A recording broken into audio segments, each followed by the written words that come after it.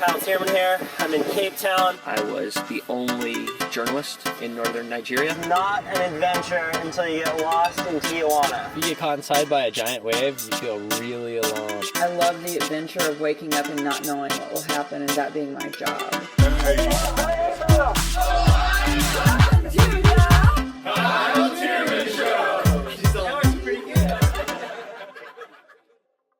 So good to see you.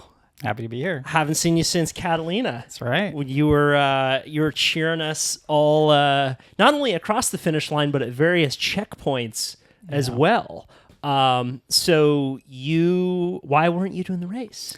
Yeah, so I hurt my back in January, and I was trying to come back to make it to Catalina. I mean, did that race 5 years ago, the first and only edition that had happened. So, super bummed not be able to do it, but I'm also not trying to be an idiot. Right. so it just, I knew I wasn't ready for it. And while I could have probably slogged through it, I don't want to do that to my partner.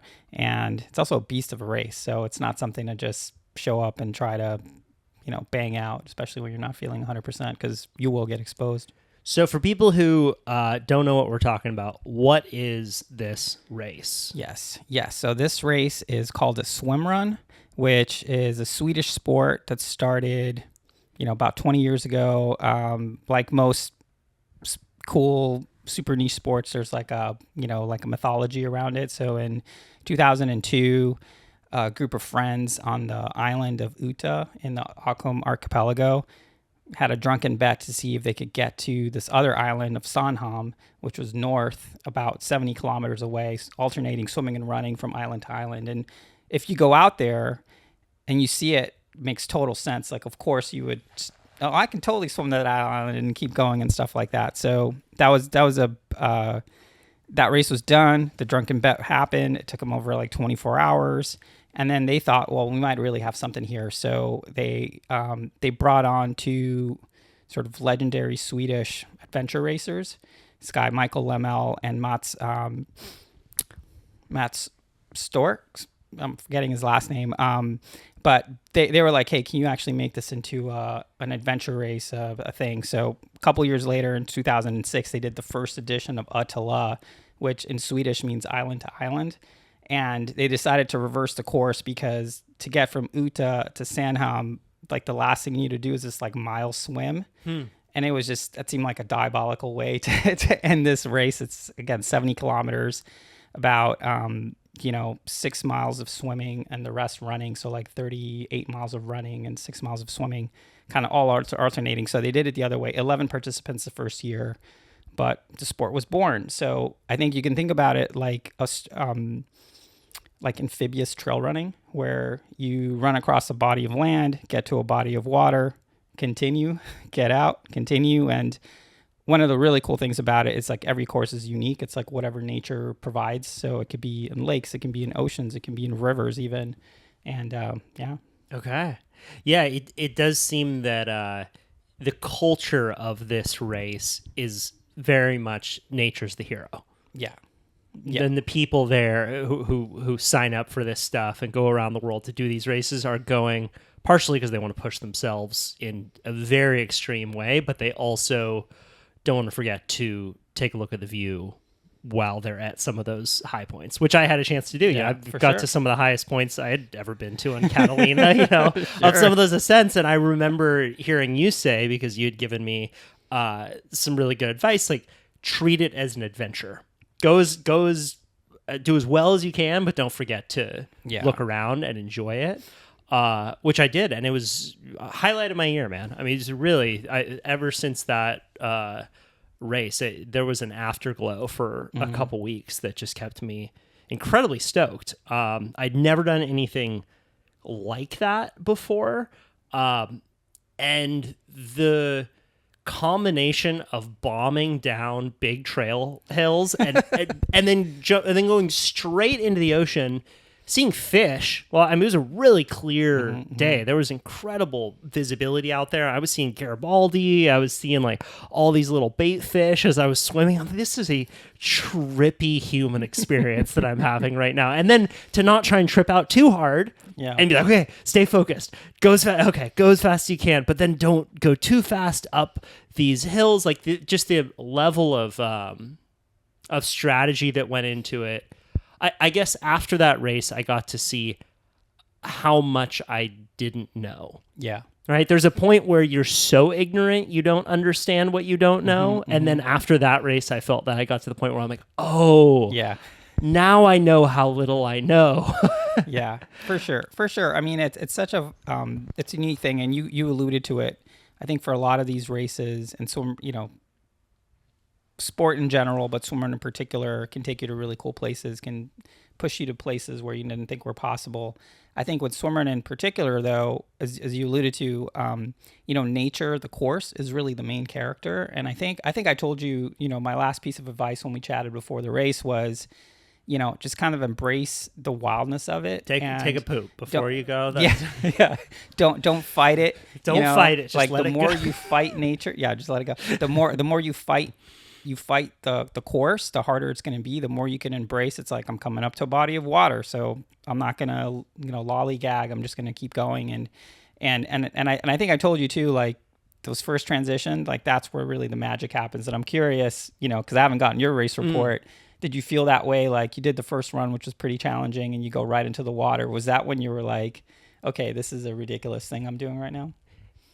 Yes, and the right where the race starts, when the gun goes off, you have a huge ascent up a hill, and I wanted to run it, right? And everyone who seemed like they were in much better shape than me were not running it. So it was the first little aha moment was, okay, don't be stupid right now and try and sprint up this hill, even though you could, because there's something that's going on here. So I did just walk up that hill at a hasty pace and then bombed down it, because one thing also that you were telling me is that if you can go down quickly, you'll save energy, because there'll be less of there'll just be less trying to put on the brakes. So that first time that then I jumped into the ocean, for sure that was a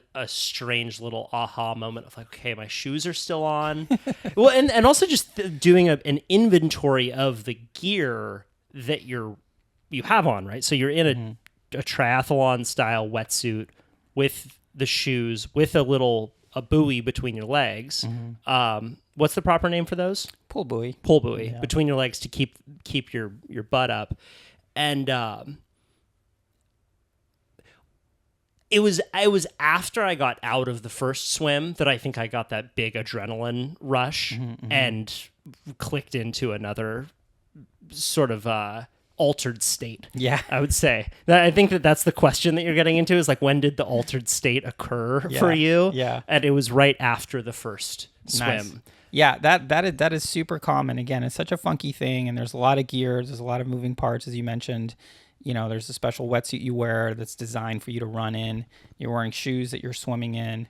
You got to deal with your swim cap. You got to deal with your goggles. If you're wearing hand paddles, you got to deal with that. And it's just like a lot of little fiddly bits. But it's also the type of thing, once you're experienced and you do a couple transitions, you start kind of figuring out your process for all this stuff, and you can almost like unload it out of your mind. And it's such a great sort of analogy for just being super present. Like the more present you can be, the more you can sort of flow through it. And that's something that my swimrun partner and I, on our show, we call like the swimrun flow state, where you're no longer swimming and then running and then swimming and then running. You're swim running, and it's kind of like a fluid thing where you're just moving through nature, almost as frictionless as you can make it happen. When I talked to you maybe a month before the race, you said a word that stuck with me. You said, we're hardening right now. Yeah. And you were training up in San Francisco. You said, doing the training up here it's really good for hardening. Talk to me about that concept. Sure. Well, the history of SwimRun is really in adventure racing. Like the two folks that started it came from the adventure racing background. So that's why there's a team aspect and all sorts of stuff. But because the races are almost to a rule extremely difficult, it isn't like, no knock on triathlon, but, Ironman, if they could make the swims downhill, they would do that too. And they've managed to do that in some races where it's like downstream and people are doing like, mile swims in like 10 minutes and crazy stuff like that. That's not the case in SwimRun. Like almost to a rule, all the races are really challenging. It can be cold water. It can be rough water. It can be all kinds of stuff. And, in Catalina, you almost got a little bit of everything. You got steep hills, you got crazy descents, you got some flats, you got some currents and whatnot. So hardening is this concept that we always talk about, which is just like, hey, you're much better able to handle the challenges that you may face by just preparing for it, right? So going into cold water, if the water is going to be cold, well, you get hardened by going in cold water. If you're doing a race like Catalina, that if you're doing the World Series distance, 7,000 feet of climbing, I think the sprint had 2,500 feet of climbing. The only way to be ready for that is to get out there and do a lot of hills. So in training, my partner Chipper and I, again, I still wasn't fit enough to race, but we did like a crazy hilly 50K. Just, I think the 50K had like 12,000 feet of climbing or something. We were just kind of destroying ourselves just to kind of have that in a, sort of in the back of our mind. It's like, oh yeah, this climb is 600 feet. That's fine. And this is just for training. You did this 50K. Where do you do that? Up in the Bay Area. So, where I live in Marin County, it's pretty much like trail runner's paradise. So there's a race every weekend, and there so happens to be a 50K. It's called the Big Alta. That's like literally 5 minutes from my house. Yeah. So it's like my local ultra race. So they've only done it 2 years in a row, but I'm already kind of committed. Like it's going to be my streak. That's really funny. I'm, I do copywriting, work on creative brands, and a brand that I just did some work for is called Mama Hoo Hoo's. They're a Chinese restaurant, and they have in Marin County. And the idea was like they need to get new Google reviews, so they're gonna do this concept where like they're talking about like all the crazy Google reviews that people will leave about like not even their restaurant. And one was someone broke my standing record on the Dipsa Trail. Which is like apparently like a famous. So I was talking to the founders, and they're like, "Oh yeah, the Dipsa Trail is a really big one. Like it's an institution, right?" And so this is at is it Mount Tam? Yeah. Okay. So Dipsy Trail goes from Mill Valley all the way to Stinson Beach. Up. I mean, it's they do a race. It's called the Dipsy Race. It's literally the oldest trail race in America. Super quirky. I mean, anyone who wants to look it up, I mean, you have to mail a check. It's like a paper application. I mean, it's really ridiculous just how, it's all seated. So, and handicap. So the winners is usually like a 12-year-old girl or something, or like an 85-year-old man or something like that. It's a pretty funky race, but yeah, I mean, the Marin County, like I was saying, it's really almost like a trail run in America. There's like thousands upon thousands of trails that you can run of every kind. So you want to get some hardening done for something like Catalina, no problem. You want to do more flowy, like ocean view stuff, no problem. Like whatever you want, it's up there for you. How long did the hilly 50K take you and your partner? Well, we split up because my partner Chipper was just, non-injured and way fitter. So he kind of did his own race, and I think he did it in about 5 hours or so. And I was, I think, like 30 minutes behind him, something like that. And also ran it with some buddies that came up to do the race. So we kind of did it like no man left behind, which is also kind of after doing SwimRun and racing with a partner, like my partner Chipper and I, we've done over 20 races together, done the World Championship a few times, and just pretty much every race in America and there aren't that many. I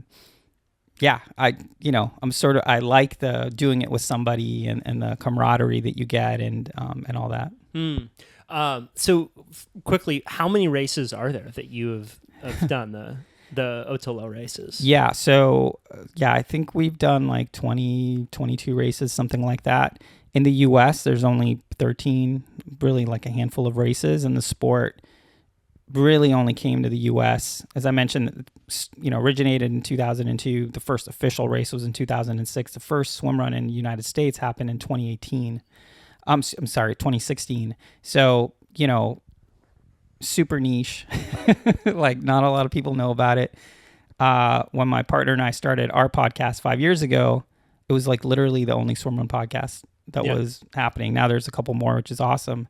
And an interesting way of like charting growth. It's like, people get super stoked on it. Yeah. Got to start a podcast, right? So there's a French podcast. Yeah. If there are 5 podcasts in it, there means there must be at least 10 people interested. Exactly. And, we've been super supportive of other people starting podcasts, but we're just like, hey, it's hard, doing it every week for 5 years. I mean, it's like, it's a commitment. It's a job. So there's a Whistler. Friend of mine, Kellen, actually, he saw what I posted on Catalina, and he signed up for the Orcas Island one next week. So it taps into a certain psychology. It's not everyone's psychology, but I think for those of us that really like this kind of stuff, I mean, this will not be my last one. Having that experience, both. And I don't want to say it's like an accessible sport, because there is a certain amount of training. Chances are you're going to need to travel to a place. You need a triathlon wetsuit, but comparatively to entering into Ironmans, it just feels like way more. Just not having to travel with a bike is a huge unlock. I mean, you can go anywhere in the world and do a swim run with like a duffel bag. Totally. It's like it's way more approachable from that perspective. And certainly there's gear and there's like technology, and I love geeking out about that stuff too. But yeah, it's if for a lot of triathletes it makes sense, and it's one of the ways we try to help grow the sport. It's like, hey, you're already swimming and running and biking, like you can already do one of these. So, but I think what we found, the Royal We, my partner Chipper and I kind of in our travels and chatting with people is like, you kind of have to be in a certain state of mind to really get the most out of it, to kind of see it for what it is. And we call it kind of being in your post-triathlon state, or kind of like your post-type A state, where SwimRun almost, as I mentioned earlier, kind of demands for you to be present, which requires you to kind of accept a certain amount of ambiguity with everything.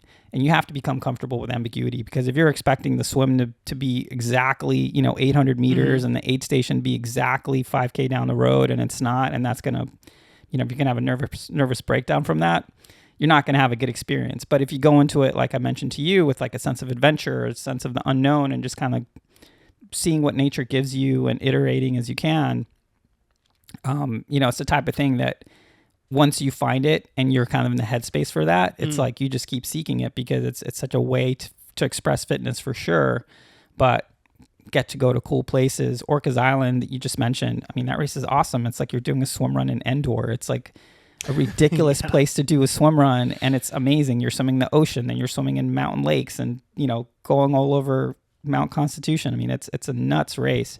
Super, super fun, and also really challenging. So cold up there.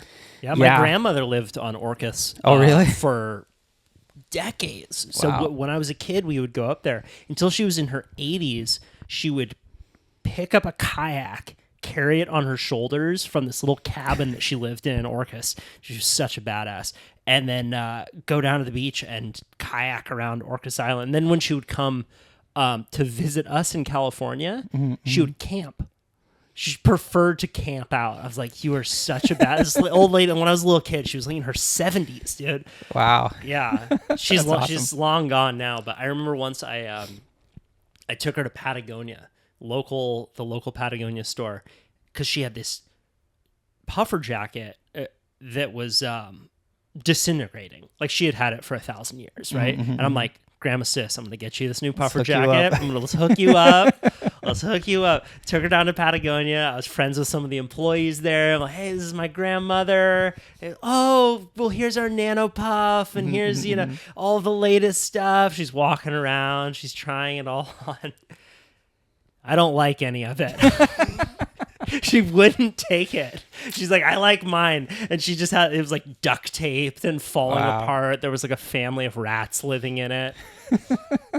She left her jacket. Yeah. Hey man, it's like, there's so many times when, you like what you like, it's cool. Yeah. Hey, yeah, you should go for it.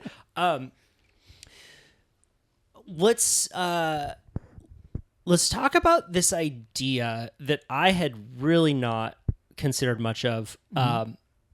training your gut. What is training your gut? Yeah. So, there's a couple ways of chatting about that. So generally, to engage in endurance activity, you need to, if you want to do anything longer than an hour, you can't rely on your own like glycogen stores, right? You need to take on fuel. And your ability to continue to perform at a high level, especially if you're going faster than like zone 2 and you're dealing with, hot and cold and all the kind of the demands that SwimRun in particular gives you, but, any sort of long endurance event, your ability to be able to absorb carbohydrates is your fuel. So that's not something that comes naturally to a lot of people. So maybe you can take a gel and feel fine, but without any gut training, if I told you, hey, can you take 3 gels an hour? You're going to be like, I'm going to either be shitting my pants or I'm going to have huge indigestion or what, or, just feel bloaty and gassy and stuff.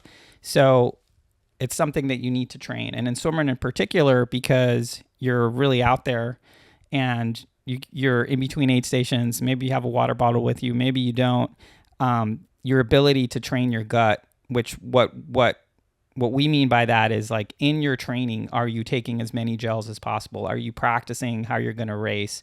Are you sort of, spending the money on the nutrition to train so that when you get to the race, you can sort of deploy what you need to deploy in order to stay up? Like when I'm in sort of peak racing shape, I'm trying to take like 60 to 90 grams of carbs an hour, which is like 3 gels essentially. For most gels, and trying to get at least 500 milliliters of water if I can. And yeah, like your ability to then not only take a bunch of gels, but do it for hours upon hours is a huge unlock. And you're seeing that now. I mean, there's, high carb is having a moment, and, there's a bunch of ultra runners and stuff that are doing like 120 grams of carbs for like 8 hours straight and just like crushing ultra marathons. I was talking to a gentleman whose name I'm forgetting, but he trains triathletes. I believe he and his partner won the race. I'm sure this guy lives in San Diego, trains swimmers. Just a beast of a human. But I think that he won the distance partner race, he and his partner, but he was saying that the biggest I was just badgering him with questions on the ferry back from Catalina, and he said that it used to be that people thought you need to train so that you can handle being at low glycogen levels, right? So the bonking, like you need to train so that you won't bonk, but you can handle these lower levels. And right now, as you say, it's having a moment where people are just saying, no, we want to keep the tank as topped off as possible for the whole race, and that will allow for a higher performance. Yeah, what you're talking about is kind of like the low carb, like burn your own fat kind of like adaptation, which, sure, if you're going to be going zone 2 all day, we all have enough fat on board to use as fuel, to convert that into fuel, and you don't need a lot of kindling to kind of access that. That requires like a ton of training. The problem with that approach is if you're trying to do anything that's more than just like at a chill pace, and SwimRun almost necessitates like your heart rate's jacking up and down. It's basically like a series of intervals almost. Certainly going from horizontal to vertical and back, like that'll jack up your heart rate right after a swim. That approach, not only, are you putting yourself with very short margin to be bonking your brains out, but it's not what the pros are doing. It's not what like all the high performing athletes are doing. They've always been taking a ton of carbs. Like there's never been sort of a low carb, fat adapted thing for the pros. I mean, they're just like, well, what works? Okay, you have to take a bunch of fuel on to be able to maintain a pace. I mean, it almost seems obvious when you just utter it, but for a lot of people, they're like, oh yeah, let me just like be super lean about it. And it's just, it's so I think now it's less about, the person who takes the fewest gel wins. It's the person who can tolerate as much fuel as possible wins, because that not only helps you in training, again, to be to be gut trained up, but it also helps you in your recovery. So if you finish, let's say you do a hard workout and it's an hour long, you take 1 gel, you're probably going to be less trashed after the workout. And if you're like me and have young kids, like I got to do my workout early, and then I've got to be like in dad mode, like right away. Like I don't have the luxury of being like, I'm just going to take like a 2-hour nap this afternoon. It's just not happening. So making sure that you're always working on gut training and trying to take as many gels as possible is the type of thing that can help you, again, keep performing at a really high level.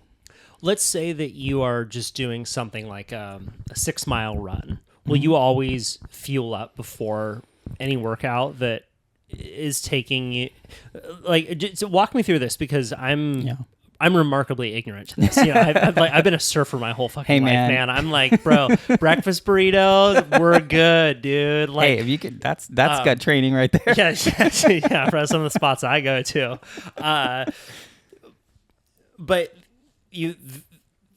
actually in surfing, there are the days where you're surfing a long point break down in Mexico. The waves are firing. It's 6 hours, and you can't physically surf all day long. Yeah. So you need to be more strategic about it. Or let's say it's a 4-day swell, and you want to be surfing for 6 hours every day for 4 days. You really do need to start thinking about strategy.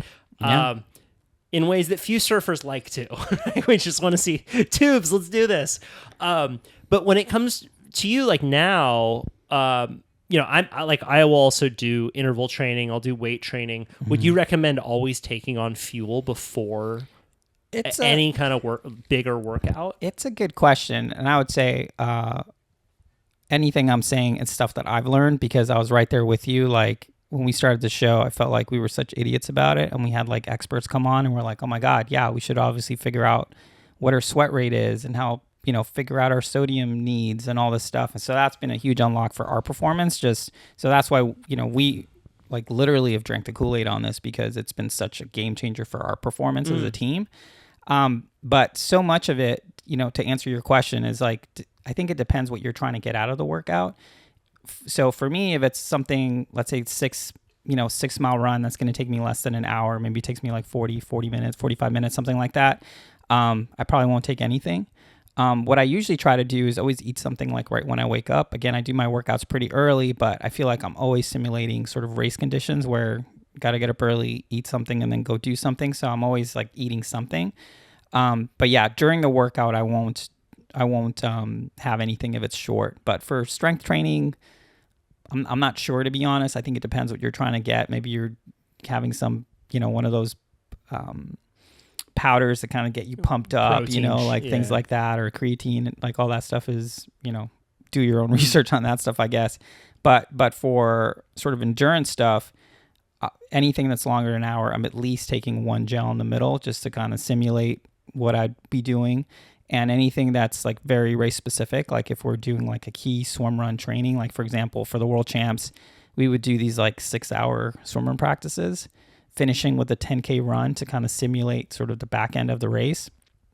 And yeah, we were like, part of that training was like recording and trying to be really mindful about how many gels we're taking. And my partner and I, Chipper, were like 20 minutes, take your gel. And we're like trying to stay on top of each other to make sure that we're doing that, so then we can do it on race day. Right. I think so much of it is like, people think that some magic happens on race day and things you've never done in training, you're somehow by fiat going to be able to pull off. I mean, it's just, it's much better to be prepared. One of my favorite lines is, you don't rise to the occasion, you fall back on your training. Yeah.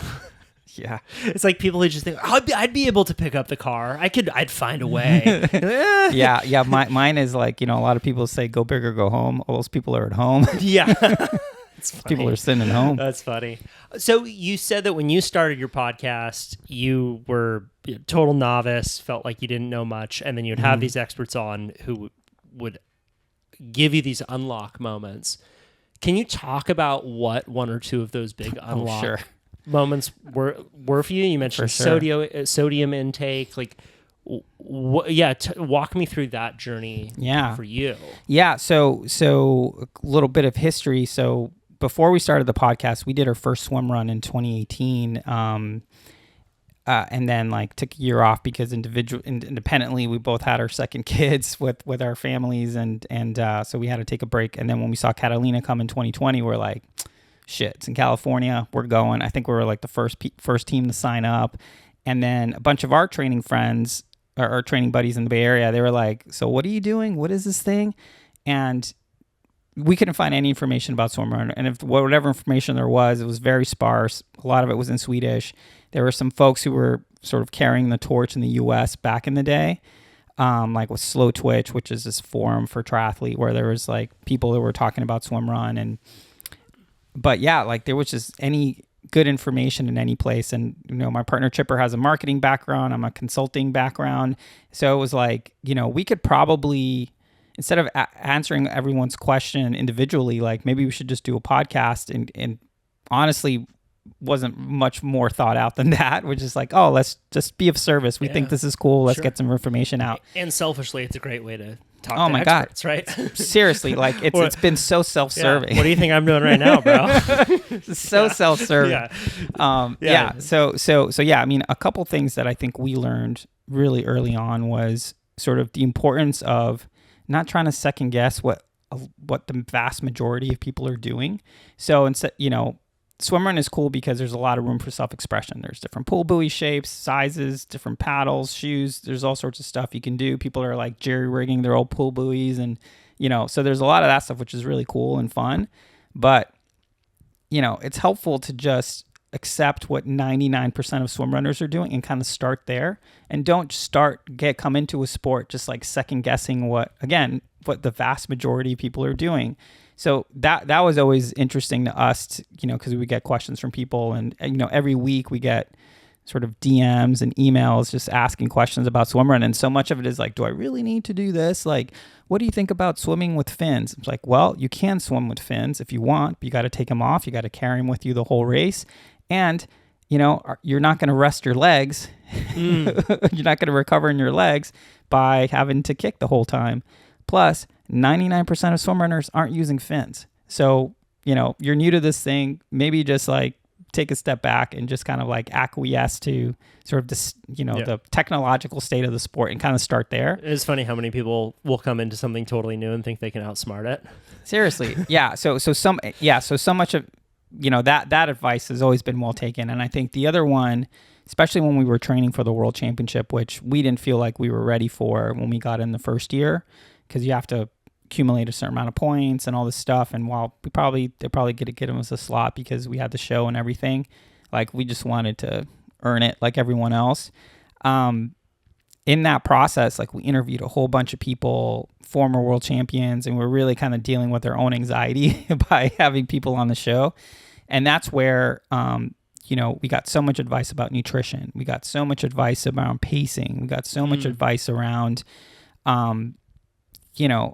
taking a moment to just be super present to, some of the things we learned. Like we had people that were like mental health coaches who would come on and they were talking to us about being mindful and how to communicate with your partner and all these ways that to seem like just very individually, they seem like very minor kind of level ups, but in the totality, I mean, I feel like our SwimRun IQ was vastly out of proportion to the actual amount of experience we had on the ground. Sure, yeah. And it helped us for sure. Yeah. I mean, it'd be the thing. So when we first started the show, people would ask us for advice. We'd tell them, and then we'd see them at a race and be like, oh my God, heard your podcast and we did everything you said. And we were like, did it work? Yeah. We're like, did everything go okay? Oh, I had a great race. Oh, thank God. Now we're a little bit more seasoned and we kind of like stand by our advice a little more. It's called Take It With a Grain of Salt podcast. Seriously. It's like, ew. So you, this is interesting, talking about communication with your partner. So we haven't really gone over this and people are just building an image in their mind, but you are physically tethered to a partner. Yeah. The kind that I did was a solo race, right? Mm-hmm. This is like the mid-range race. It was my first one. But by and large, this race series is a partner race. Yeah. So you're tethered, and how far is this tether? Paint a picture for me, and then let's talk about the communication style between two people. Sure. Well, I feel like, the tether. Like, so instead of saying hurry up, say hurry up, please. That really helps a lot. You actually, at some point, you don't even need to talk. Like, you could just tell. I feel like swimming with shoes on, running in a wetsuit, and racing with a tether are the three things that kind of blows people's minds when they first hear about the sport. They're like, what, you do what now? It's almost, so again, originated as a team sport. The original race, which was the only swim run that happened for years, was the World Championship. That was a team race, two people, either two guys, two ladies, or mixed. solo races actually only started I think in like 2021 or 2020, where they started offering that just as a way of growing the sport, because it can be hard to find a partner and everything else. I probably wouldn't have done it if, hey, I gotta tell a friend, and what is this? I'm not really sure, but okay. Yeah, exactly. It's a little bit of a leap of faith if you're gonna just get someone off the street too to like be your partner. Next year I'm gonna do it with a partner. I mean, I recommend it. Yeah. I mean, if you want the full SwimRun experience, I mean, what really makes it stand out is the partner aspect, is the community aspect. So you mentioned racing with the tether. So the tether as a technology came in, I think, like pretty early on in the sport, and it was a way to stay in contact in the water. So the tether is typically anywhere between 5 and 10 meters in length, so you can stay in contact in the water. There are some advantages to it because it allows you to stay in someone's drag, so you can swim faster and stay in contact and stuff like that. But originally it was for safety. Interestingly, the way it evolved, though, it's like a lot of teams, including Chipper and myself, we wear the tether all the time, because even on land, unless it's like a super long run and we're going to be like next to each other, like the tether actually, you can literally pull someone up a hill. You can, and because the tether has a little bit of stretch in it, you can almost, the person in the front is almost getting some like haptic feedback on how the person in the back is running.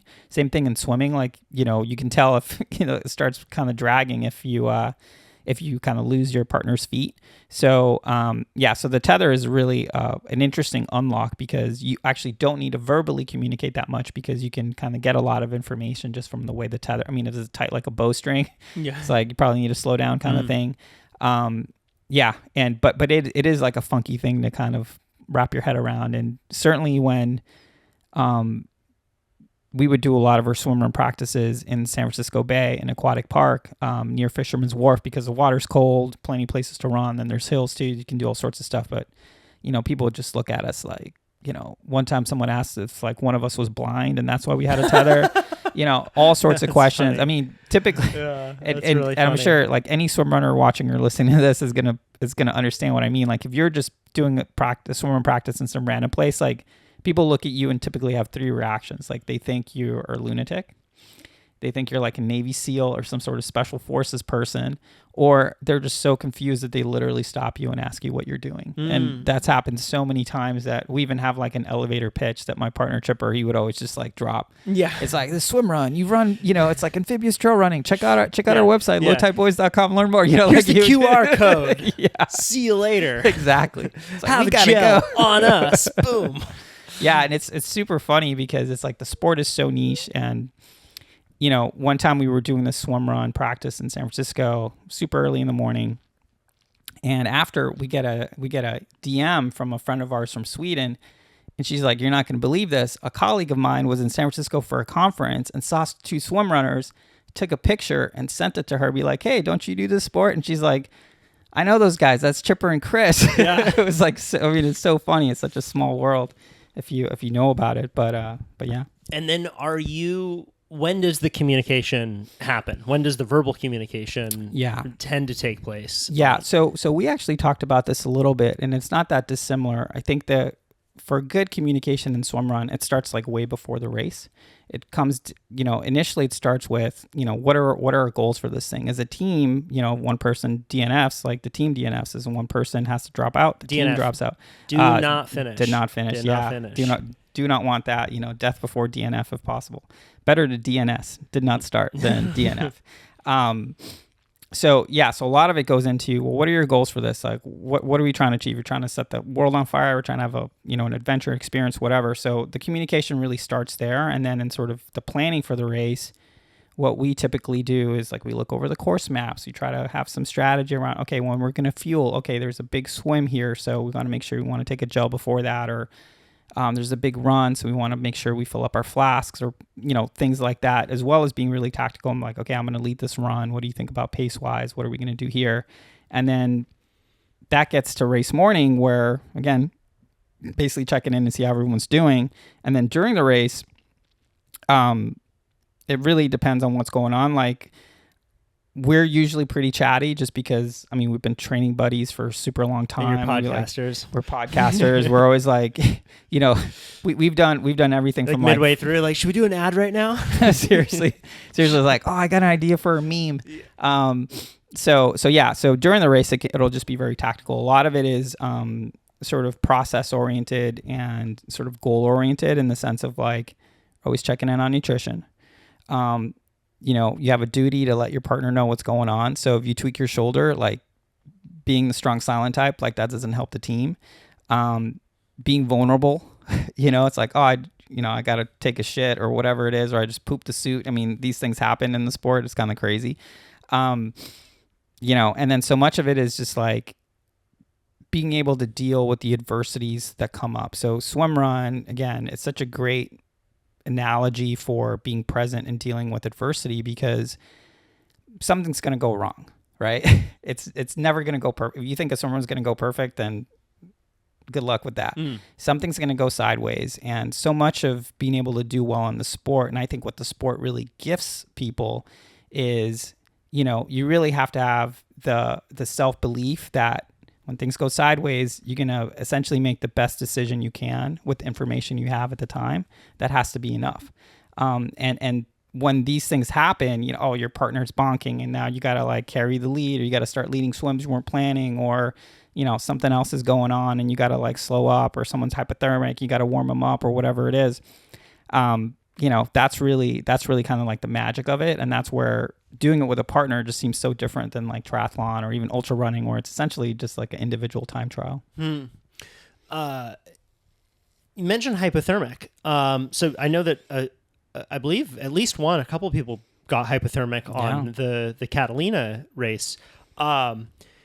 Is that quite common in these races? And is it large? Is it a combination of just calorie expenditure and then towards the back end of something, like people would not, because the water was not that cold, right? But if you're doing those kinds of distances and then towards the end getting in cold water and continuing to exert yourself, the body just sooner or later says no. Is that basically what happens? Yeah, that's spot on. Essentially, swim running is cold business. You're running in a wet wetsuit. Maybe it warms up, maybe it doesn't, maybe it's cloudy, maybe it's rainy. Incidentally, like cold, rainy conditions is like perfect for swim running, because you're already in something that's thermally designed to warm you up. So swim running in the rain is the best, because it's like you're already wet. Like, what's the problem? Yeah. But yeah, I think there's certain, as you mentioned, there's like the sort of the accumulation of that stuff. So if you have a bunch of swims and maybe you're not hardened, so you didn't do your due diligence getting into cold water. So even if the water is like 60 degrees or something, if that's your first experience in 60-degree water all year, like that's going to take a toll. And maybe you're not wearing earplugs when you should, or wearing a second swim cap when you should. And so much about SwimRun comes down to kind of like thermal regulation and knowing what to do when you're hot. It's much easier to cool off when you're hot, much harder to warm up when you're really cold. Right. You told me this before. You said if you get really cold, it's very difficult to... Yeah, it's much harder to bring it back. And certainly when you're cold, you're going to burn way more calories. So a big mistake that people make is if you're cold, I'm still taking a gel every 20 minutes or something. We should probably take one every 15 minutes, because you don't realize how much more energy you need to kind of like turn on the furnace and kind of warm up. So I'm not surprised that people get hypothermic. A lot of that is some gear selection, but also just, not doing the things you need to do. And some of that could be fitness wise. So if you have the fitness for it, if it's a super cold swim, well, guess what you need to do on the next run? Got to like spice it, turn it up a little bit, turn up that wick to warm up, and sort of the tactics for anyone listening who wants to actually solve these problems. It's like, hey, if you're hot, take your swim cap off first, right? You can lose a lot of heat from your head. Then you unzip your wetsuit. The zipper's in the front, so it's sort of, designed for swim running. So you can open it up to put some air on the radiator, as my partner says. You can cap down, which means you literally take the wetsuit down to your waist and then just kind of be free flowing that way. And then if you're cold, stay zipped up, keep your swim cap on, do what you need to do until you start feeling it come back. And there's depending on the race, depending on the swims, some of it could be unavoidable. Like you're going to get cold. If, there's some races in Europe where the swims are, 3K straight. And if it's even a reasonably cold water, like it's going to feel super cold, like after 30-minute swim or 25-minute swim. So you just have to be able to mitigate as much as you can. Have you had any scary experiences? Cold wise? Cold or just exertion wise, whether in training or in races, where you thought this is getting pretty hairy here? Nothing that I would call scary. When we did the World Championship the second time, I was just like a bonehead, and I took a turn and I kind of like impaled my my quad on like a stick on like a branch from a tree or something. And I didn't think anything of it, but fast forward that race, in the third section of the final section of the race, there's like a really long run. And up until then, there's plenty of swimming. So I was kind of getting like the vitamin I, like ice from the cold water. But on that run, like I don't think I've ever been in so much pain. And yeah, at one point I checked, I was like, oh yeah, I kind of have like a huge ass, bone bruise going right now. There's a stick in my leg. Yeah, it was bad. But we got it done. So I'm really interested in doing more of this. I'm doing the 50K at Burning Man this year. Yep.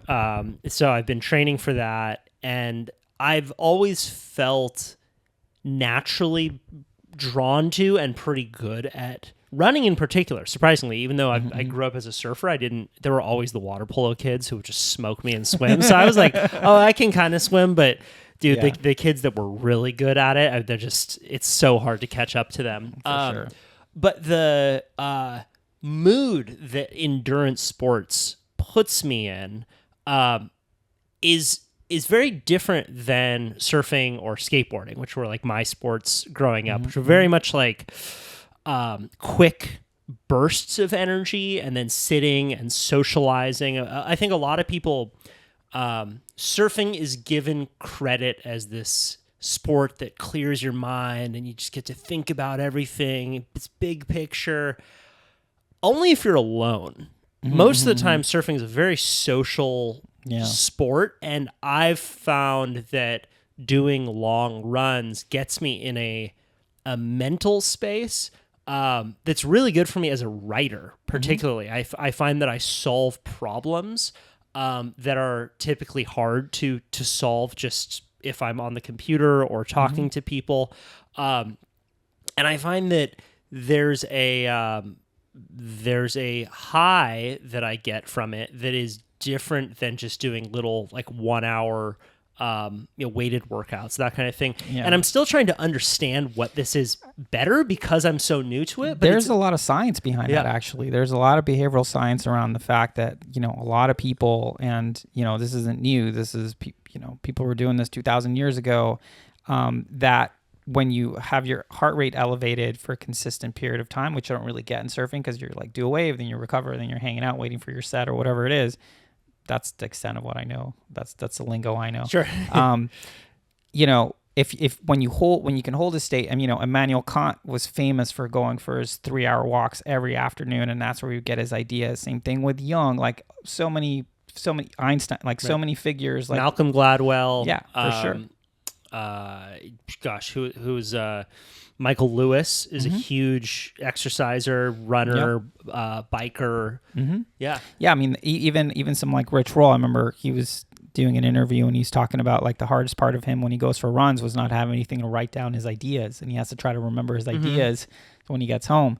So there's definitely is something to that if you can kind of get yourself into like a more like a state of slight arousal for an extended period of time is the type of thing that can really unlock a lot of creativity, especially because you're, usually doing it by yourself. And if you don't have any headphones or any input, your mind kind of fills in the input.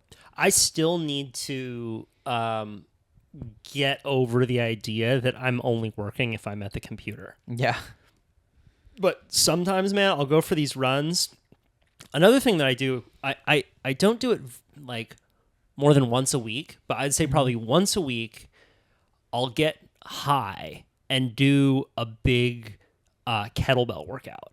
And getting just a little stoned and doing a weighted workout, dude, I will get so many ideas in the span of like of 45 minutes. And if I smoke weed more than just like once a week, I tend to get like groggy and it's not really for me. But utilizing some of these tools to unlock non-ordinary states of consciousness can give you a big advantage as a creative person. I mean, for sure. I mean, I do performance coaching, and most of the time when I'm figuring out, okay, what am I going to talk to my client about? Okay, how are we going to get out of this rut? How are we going to solve this problem?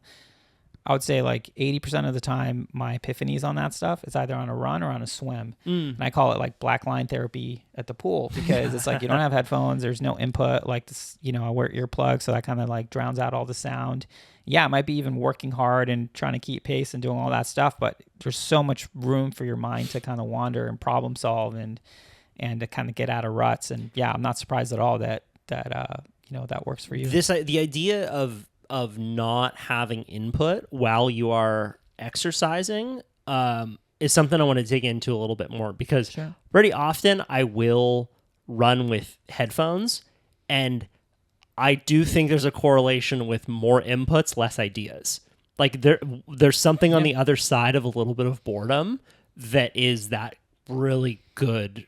Totally. Solve. I mean, I see it in my kids. I have a 5-year-old and an almost 9-year-old, and yeah, it's like when they're bored, that's when they're coming up with games. That's when they're kind of figuring out what they're going to do. There is some to that. And I think in SwimRun and in triathlon before that, when I was a big triathlete person, I would only run with headphones as a treat, because you can't do it in a race. Like I've done marathons without any input of any kind. I've done all sorts of like long runs without any input.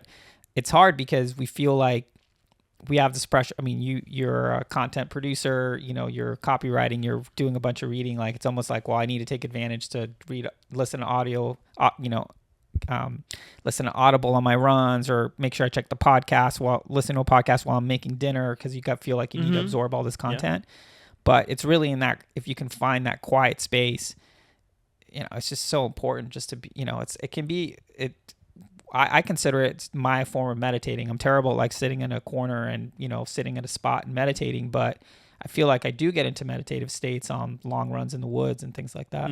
What kind of performance coaching do you specialize in? Yeah, so performance coaching is the type of thing that can have a bunch of labels. Call it life coach, call it like, executive coach. Yeah, the way I like calling it performance coaching, because I'm about helping people perform their best at the things that matter most to them. So typically that's in areas of work, in areas of sport, their endurance life, and sometimes even at home. I mean, it's not therapy, so if you have like intense emotional stuff, I'm going to refer you out. But if you're really just trying to find a way to kind of unlock your own performance and have that be sustainable, that's the type of stuff that I work people with. Is this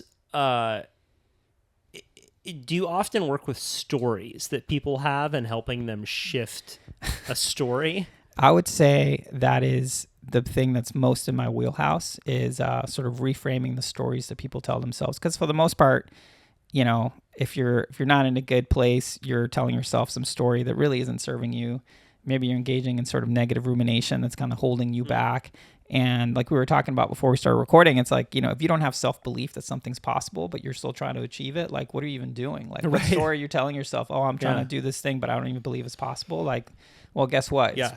It's definitely not going to happen if you don't think you can do it. Yeah. If you're looking at the tree while snowboarding down the hill, you're going to hit the tree. Yeah, exactly. Yeah. So so much of it is sort of reframing and just sort of checking people's facts with what's happening. And, sometimes those are difficult conversations, but for the most part, if you can give people license to think that they can actually have it all, like, you don't need to sacrifice something that you really love in order to do something that you're driven to do. So much of it is less about, there's this illusion that you have to be balanced, right? Oh, can't do too much of this. You don't want to get burnt out. And I think balance is great, but for anyone who's really trying to achieve something, you're going to be naturally out of balance. And I prefer to think of it as, okay, you want to go all in, you want to like take a big swing, that's great. Set up some healthy boundaries around that, and then make sure that in these other areas of your life that are super important, like your foundational habits, right? Like, are you still moving your body? You're still engaging with people in real life? Are you, not eating like shit? Are you not drinking to excess, not smoking to excess or whatever? Like, all those things are so important for you to be able to do the thing. So instead of thinking, well, I can't, I have to make sure I'm still working out 50 hours a week because that's super important to me, but I'm also trying to start this, this company. It's like, well, that's probably not going to work. Much better is create some healthy boundaries around, well, how much all in are you going to go in and work, while making sure you're not neglecting or not getting what my mentor Brad Stolberg would call like your minimum effective dose on these other areas that are super important to. So a lot of what I do is kind of give people the license to kind of release from almost a societal obligation, be like, oh, I need to like be able to do everything super well and be perfect. Where my thing is like being 10 out of 10, that's super hard. If you can do it and you're an Olympian, you're doing it for 10 seconds and you're coming back down to earth. For you, maybe you catch the perfect wave. I mean, how long is that happening? And how often does that happen, right?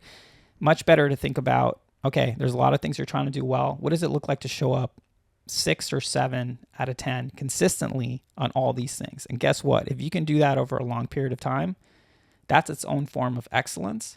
And that's something that's super sustainable. And typically, you know, if you feel like you're living in accordance with your core values and you feel like you are, you know, living the life you want to live and being the way you want to be, treating people the way you want to treat, and you feel like the best version of yourself, like the natural byproduct of that is happiness and meaning and fulfillment. So you don't need to chase it. Like happiness, this is something that Viktor Frankl, he wrote this book called Man's Search for Meaning. Sure. Which is, you know, one that I recommend to basically every single one of my coaching clients. You know, happiness is something that ensues. You can't like jam happiness down someone's throat. Like for you to be happy, it's because all these things have to line up. And interestingly, a lot of these things are in your control, like how you respond to situations. I mean, that's the main quote from that book. I'm gonna mess it up, but it's like, you know, anything can be taken away from a person except the last of human freedoms, the ability to choose how you respond to any situation. And if you can say that and believe that and then write about it after, from being in a concentration camp where your parents were killed, where your wife was killed, where your manuscript you're about to publish was ripped away from you and you basically had to rewrite the entire thing. I mean, you're writing a book. Can you imagine like you have this like written manuscript and it's just like gone? You got to, I mean, on so many levels. Take a long swim run to get over that one, bro. I mean, on so many levels, if you can do it in that circumstance, there's really nothing preventing us from making sure that we are, you know, responding and not reacting to the things that happen in our lives. Yeah, there's that great line that Frankl has, between stimulus and response, there is a space. In that space lies a choice, and in that choice lies our freedom. That's the one. Yeah. Well, it's so common to just feel like you're blowing it in some area, and it's really it forebodes joy. I feel that all the time, right? If I'm not working hard enough and I'm, you know, surfing a lot, and I feel like I'm not working enough, and then if I'm working too hard, I feel like I'm like neglecting this other aspect of my life, and it sort of just keeps your brain on the other side of the field constantly, and then you're running across the side of the field to catch that thing, and then all of a sudden you look and it's like, oh, but what I should be doing is over on that other side of the field, and it's a big miss, right? So I think that it's very important work to reframe that, so that people don't miss their lives and end up with a ton of, you know, regret. Are there any questions that you tend to ask clients that you find to be especially helpful for them to dig into what these stories are that they're telling themselves? Because often people aren't even aware of the stories. They're just pissed off. They're just pissed off all the time. Oh, totally. Yeah. I mean, it happens all the time where it'll be like, oh, you know, I'm really stressed out because I don't think I'm getting any respect at work, and you know, I feel like I'm not like progressing, and da da da da. I'm like, oh, you know, I'm sorry to hear that. Well, you know, tell me how it's been the last few weeks. It's like, oh, well, we were at this dinner, and then my one of my colleagues thanked me so much for me helping her get promoted and everything she's achieved. I'm like, do you just listen to what you just said? You're saying you're not getting any love at work, and in the very next sentence, you're telling me that someone gave you love at work. There's obviously a disconnect there, and I think what I ask people all the time is, you know, depending where they're coming from, it's like, you know, maybe not. It's like, you know, is this true or is it not true? Like, oh, I feel like I'm getting destroyed at work. It's like, oh yeah, well maybe not. Like, what is actually happening? What actually are the impediments for you to be able to, you know, to feel like you're living the best version of yourself. And I think the way that I anchor that is usually by having conversations around core values and helping people understand kind of what their code is, what hills they're willing to die on, who are the people they're trying to emulate. So, and if you can have a list, 4 or 5, these things can change over time. They can be aspirational on some level. If you can have something where you can just be like, hey, well, these are the standards I'm going to hold myself to, then it's like, well, in any situation, then you can find ways to not just be mindful around these things, but what I like to call like tactical mindfulness, like applied mindfulness, where it's less about, okay, you have these core values. That's great. What are you doing every day to live in furtherance of these things, both to yourself, to the people you care about? So, one of my main core values is kindness.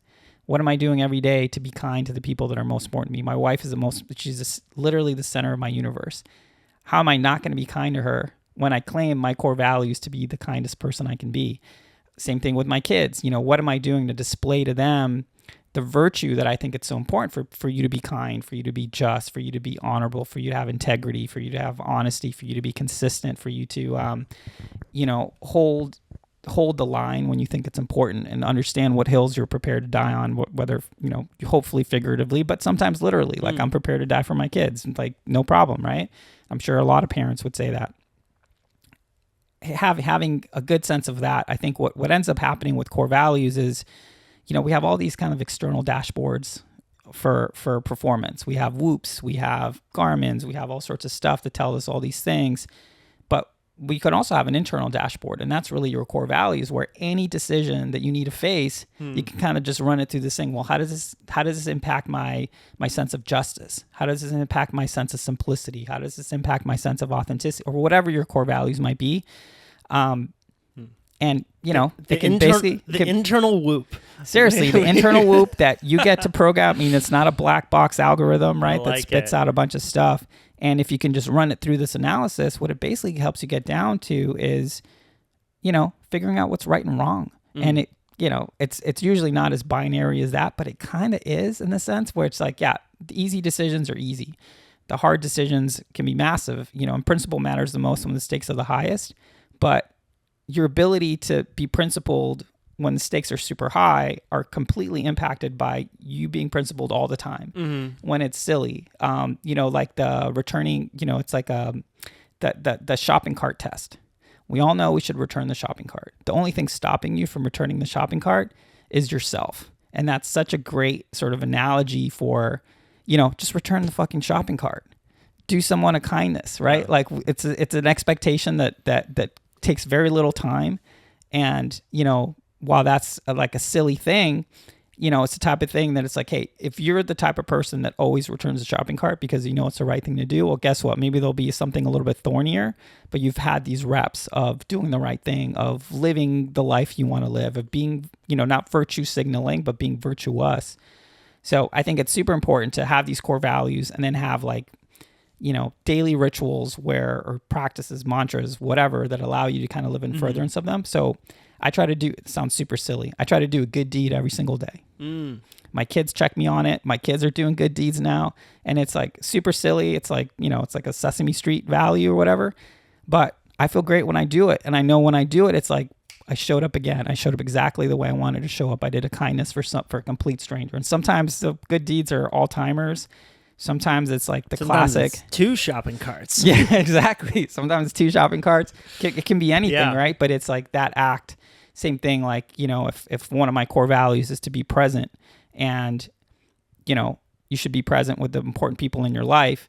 If you're not listening to your spouse, you're not being present. So what do you need to do to kind of prime yourself to be super present? And there's all these little tricks. Like, one thing I do, and my wife knows that I do this, is when she's talking to me, I turn my body and I face her. Like, I'll literally turn my body. So if she's telling me something, whatever she's telling me, even if it's like, mundane, what she's telling me is the most important thing right now. And my ability to be like, hey, I can turn everything off except what you're telling me, because for me, it's so important for you to feel seen, for you to feel heard, for you to feel like, for you to know and through my actions know that, hey, you're the most important person to me. You know, and then similar with work, right? How are you showing up at work? How are you setting your intention for work? How are you setting your intention for, you know, the challenges that you're going to face? So much of it, and again, this goes back 2,000 years. Stoicism was doing this. Like you meditate in the morning as to what you want it to go. You reflect at the end of the day on how it went. Give yourself an honest score. Do it again the next day. I like the idea of training values. You mentioned at the beginning of this podcast that people expect that they'll do better on race day than they will in their training, but the reality is that you train so that you can do that well, and hopefully you can do a little better, but maybe you'll do a little worse. But if you are training, you will do better than if you don't train. I think that principles and ethics and who we want to be as people is very much a trained skill. I think that we put way too much value on personality. Like, this is my personality. I've always been this way. Why? Because someone told you that you were that way in 5th grade, and then you wear that thing, that personality trait for the next 30 years is silently, when really you're like, wait, I could train this out of me, or I could train a new personality trait. I can learn a new trait by building it into a habit.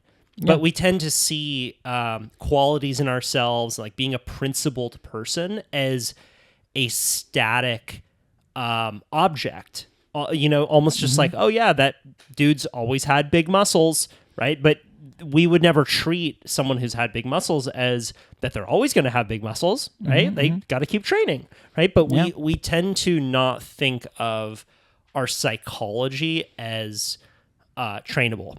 Yeah, and I find that as, you know, in many ways that's a cop out. Right? Anyone who's like, oh, well, you know, this is just who I am. It's like, yeah, maybe not. Maybe this is a choice that you're making, and you're just not answering the tough questions or really being introspective about, you know, there's no mental illness that is defined as assholism, right? That's a choice. Not yet. Not yet. You know, that's a choice. And, you know, to your point, you know, our ability to respond and react and create that space, you know, you can call it like having a opportunity to be in equanimity, make decisions in equanimity, be equimonious, whatever. You know, in that space, you get to decide how you want to be. You get to decide how you want to show up. You know, using our relationship, for example, you know, I consider Adam Skolnick, the person who connected us, a good friend of mine. I respect him. He's been, you know, he's an awesome writer. I really like him as a person. When he's like, hey, my buddy Kyle is doing this thing, to me, it was like nothing to be like, okay, just give him my number. I'll get him set up. You know, I'll give him. I would have been screwed without you. I'll roll out the Gold Star treatment. You know, and again, it takes me nothing because these are things that I know and I can talk about it. You know, just, you know, ad infinitum basically. But you know, I knew I was doing a kindness. So that day, that was my good deed for the day. It's like, oh, I'm going to talk to this guy. I'm going to make sure he has a great race and kind of like set him up, right? You very much did. You very much did. You know, and that gives me, you know, psychic income or whatever. But what it does, again, it's like, once again, I lived in furtherance of this thing that I claimed to be important to me. And instead of telling myself some story, oh, I didn't have time today, or I'm tired, or I'm lazy, or whatever, just fucking did it. And you know, and another example I like to give people is flossing. We all know we should do it, right? It's the type of thing where it's like, if you have a great, you know, if you're not a natural flosser, it can be really hard to kind of like floss every night. It takes a minute. We all know we should do it. The only thing preventing you from doing it every night is you. Is you thinking you don't have like a minute and 12 seconds to floss between every tooth. So much of it is like, you know, are you going to be the type of person who lets this stuff just happen to you? Or are you going to be the type of person who's going to be like, I'm drawing a line right now, flossing every night, hook or crook. And then, you know, after a while it becomes, now you're a flosser. You know, it's really funny. I ran out of floss 4 nights ago. Love floss. Love me some floss. Oof. Dude, you give me some floss, I'll get in there. Oh, I get intense pleasure out of flossing. Sometimes I'll be flossing and I'll be like, from the other room, my girlfriend will hear me be like, Yeah, anytime you get something, you're like, yeah. Baby. Yeah. Oh, just not too hard. You don't want bloody gums, but don't want just bloody like gums. you get a little bit of that friction, feel the Cheetos coming out. But for the last 4 nights, it's a weird thing when you forget, when you run out of floss, because then you're like, okay, I just want floss tonight. And then you forget until the next night.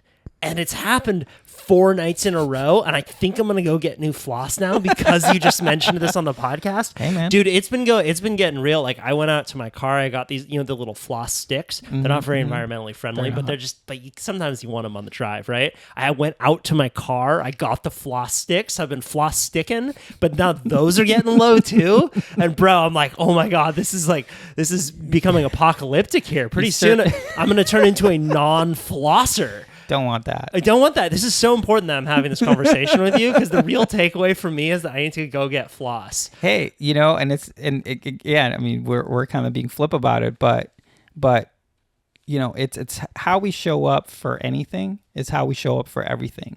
And so much of it is, we kind of give ourselves cop outs. We give ourselves kind of like, easy outs, off ramps to a lot of this stuff, start telling ourselves stories. And at some point, a lot of people that come to my coaching practice are kind of just sick and tired of being sick and tired. And so much of it is like they're languishing. They were fueled by spite, and now they've overcome all the adversity. And now there's like, well, what now? What do I do next? Or they have writer's block or whatever. And, and so much of it is like once helping people getting out of their own way, but then at the same time, just like reminding people what it means to be like productive and effective. And sometimes it is something as silly as like, all right, you know what I want you to do? Just start flossing every night and just do it for a month. And that's what we're trying to achieve. I mean, I've never made anyone floss in my coaching practice, but I've made people sleep. So it's like, it's the type of thing, it's like you're a super high performer, you're working super hard, you're burning out, you're languishing, whatever. And it's like, we'll talk about core values, we'll talk about foundational habits like we talked about before, and I find out they're sleeping 4 hours a night. Well, guess what? Your ability to sustain any high level of performance is extremely hampered by you not sleeping enough. So it'll be as simple as like, all right, well, you got to get a Whoop or something let's track this, get some healthy awareness around this. I'm your internal Whoop, but you're going to get the external Whoop, and then we're going to be whooped around. Yeah, and I think technology is great. These external things are great until they get in the way. Like if you're having bad sleep because your Whoop score is telling you you're having bad sleep, so then you're kind of like getting all in your head about it. Like that's not good. But it is helpful. Same thing, like, there's a million diets, but the ones that really work are the ones that require sort of like calorie counting and inputting food, because it just like that act gives you so much awareness around what you're putting in your body. In a very similar way, like this work is like just gaining some awareness of what's going on. So, I had one coaching client, he's like sort of high powered attorney person, and, same story, burning out, the whole thing. And basically just, I got him to drink the Kool-Aid, and I was like, you got to work on your sleep. You got to work on your sleep. You got to move your body. He wasn't doing either. I was like, I need you to walk 20 minutes a day. I need you to force yourself to sleep 7 hours. What about work? I'm like, don't worry about work. You're telling me you hate work. I'm trying to get you back to love, So anyway, he drank the Kool-Aid. Fast forward like a month and a half or something. We're having a session, and he's like, I don't know what to tell you. It's like, I feel so much sunnier. I have so much more energy. Like, you're a genius. And I'm like, I'm not a genius. I just got you to fucking sleep. Yeah. Like, I wish it was cooler and sexier than that. You mentioned writer's block. Have you had clients who say they have writer's block? Yeah, I've had clients. Well, writer's block can sometimes be a red herring for like just procrastination. I'm going to tell you what writer's block is. Writer's block is the fear of being mediocre. Yeah, for sure. I don't believe in writer's block. Writer's block is the only time that I can't put words down on paper is when I have the story, but this isn't going to be great, and I'm not going to be great, and I'm going to be a failure, which is, it's just such a silly concept that you could be great. And I think there's so much of culture. It's understandable, right? I don't blame people for not being able to put words down on a page, because so much of culture tells you that you should not, unless you're exceptional at the thing, you're not really worth anything. Yeah. And what I'm hearing you say is that a lot of what you're doing is just helping people take the first step. Seriously. Right? Well, yeah. And it's like, so much of, and this goes back to like Marcus Aurelius and Confucius. It's like, you know, who are you to think it's common to think first drafts are shit, right? We just need to accept that as a truism, right? So who are you to think that your first draft is going to be like, you know, Dickens, like a full form Dickens, right? So much of it is like your expectations that you set for yourself are like actively being a disservice. And when I mentioned like writer's block can sometimes show up as procrastination, there's this really cool book that came out recently. It's called Tiny Experiments by and Laurie Lecomte or something like that. Anyway, it's a great book, came out like a couple months ago. And the idea of that book, well, one of the ideas is like, one way to get over like your inability to kind of follow through on stuff is to treat things as little experiments rather than putting all this pressure on you and just like make a pact for yourself to do something. But she talks about procrastination in a way that I hadn't really heard before. And it's like, you know, procrastination can stem from three things. It can be from your head, from your heart, or your hands. From your head, if you're procrastinating because you don't feel like you have all the information to actually do it. From your heart, where you feel like, you know, imposter syndrome or something like that. Or from your hands, like you don't actually have like the material that you need in order to like get the thing done. And it can be helpful to figure out, like, let's say it is writer's block. If it's a thing where it's like, oh, this isn't great and I am holding myself to some standard that is ridiculous, then it's like, well, why are you holding yourself to that standard? And what can we do to create some space to get you to the point where, you know, maybe it's exposure therapy. It's like, well, release yourself from the feeling that it needs to be great. Just write, you know, 500 words a day or 1,000 words a day, whatever your goal is. And don't even use greatness as a measure of what you're doing. Create a different measure. Maybe it's just like, I've got 5 pages in. I got my 5 pages in, and only after a period of, the outcome goal is you want it to be great, but you almost forget about the outcome goal and you start creating some process goals. And sort of like the bigger the goal, the smaller the steps that you need to take, kind of thing. And so thinking about it that way, it can be the thing where it's like, anyone who's writing wants to be great. I'm sure Adam Skolnick, his novel that's coming out in January, I think. American Tiger, November. He wants it to be awesome. He wants it to be awesome, right? And I don't blame. That's what we all want. Anyone who's writing is trying to like really do it, and you can almost like destroy yourself by the sort of imposter syndrome of doing it. And this thing that prevents a lot of people from writing is this sense is like, well, people told me I'm a good writer, so if this isn't good, what does that say about me? And it's like, well, it doesn't need to say anything because the only person who's saying anything is you to yourself for something you haven't even done yet. So why are you even worrying about something that hasn't even come to be? Damn, that's deep. Yeah, and you would never do that when you're treating it. You wouldn't just not work out because you're afraid that it's not going to be the greatest workout ever. I talk about this a lot, man, probably too much. I think that athletics are the greatest analogy for life in general. And it makes a lot of sense that if you're getting a lot of the people who you're coaching moving their bodies, the minds are going to start working better too. Yeah, I mean, we're humans. It's like we're designed to move, even though we're living in modern society. I mean, there's so much research now around the fact that it's like, hey, the way our instincts are still, you know, from the savannah in Africa, right? Like the way we think about things, the way we try to process things, so much of it is ingrained in our, you know, and the thing that allowed us to flourish as a species. And the modern world really is like the type of thing that's almost antithetical to some of that. So you can just get all these layers, you can get all this stuff that kind of become all these sort of like roadblocks to just, you know, doing what you need to do. And we need to move. We need to sleep. We need to eat a variety of foods. We need to be healthy.